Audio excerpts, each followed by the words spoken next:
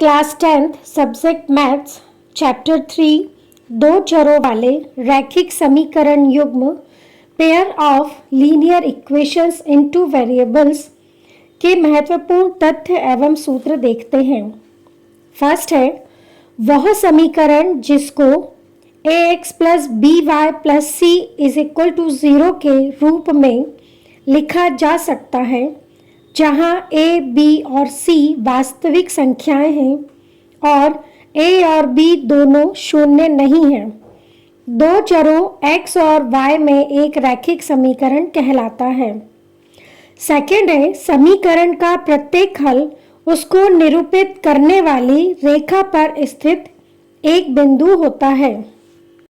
Third है समीकरण निकाय a1x plus b1y plus c1 equal 0 और a2x plus b2y plus c2 equal 0 के लिए हमें तीन कंडीशन प्राप्त होती है। उन तीन कंडीशनों को हम यहाँ टेबल फॉर्म में सीखेंगे।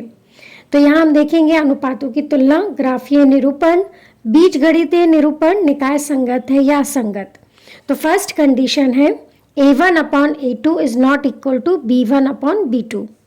इस स्थिति में हमें ग्राफीय निरूपण में हमें प्रतिच्छेदी रेखाएं प्राप्त होगी, बीजगणितीय निरूपण केवल एक हल या अद्वितीय हल प्राप्त होगा और निकाय संगत होगा। सेकंड कंडीशन है या सेकंड स्थिति है a1 upon a2 equal to b1 upon b2 equal c1 upon c2।